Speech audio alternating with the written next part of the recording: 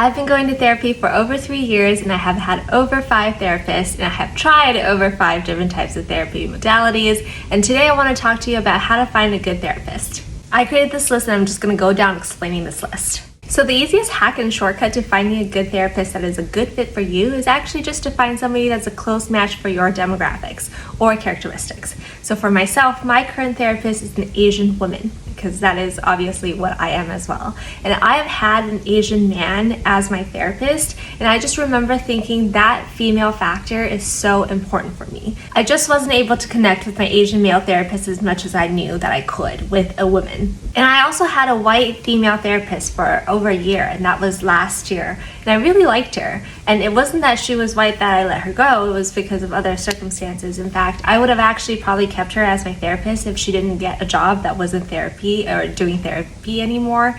But after when she let me go, actually, and I found my current therapist who was an Asian female, I remember thinking, wow, this is so powerful. What a powerful combination for somebody to just get me. I never want a therapist who's not an Asian female ever again. The second tip I have for you is go ask for referrals. Therapy is now a very common benefit offered in many corporate companies. I know many of my friends who go to therapy, so I would, if you are beginning on your therapy journey, I would just text some of your friends and ask them, hey, do you feel comfortable sharing who your therapist is? Can I have their contact information or their website? And go from there and ask them if they are available to take you on as well. Speaking of corporate benefits, this is actually also something that I want you to keep in mind, is going down the route of asking your healthcare provider to give you a list of people who are open.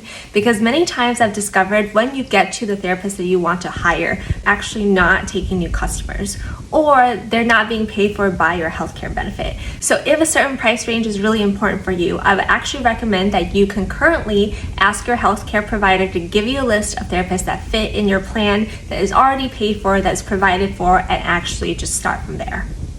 Trying and experimenting is so important because you're most likely going to have a long therapist finding journey. And what that means is expect to get on a few consultation calls with the people that you're interested in.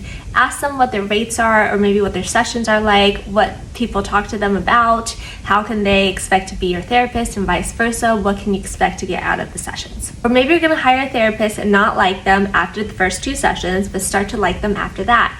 Or maybe you're gonna not like them straight off the bat, and then you can just let yourself know, okay, this is not a fit, I'm gonna go try someone else. So giving yourself a lot of grace and just patience in this journey, I think, is really going to take the pressure off of you. And I think that's something that people don't really talk about, because you think that finding a therapist is a straightforward journey, or it just shouldn't take months. But I know actually as a fact that it does indeed take months. This is more of an advanced consideration, but I also want you to think about, what are your therapy desired outcomes?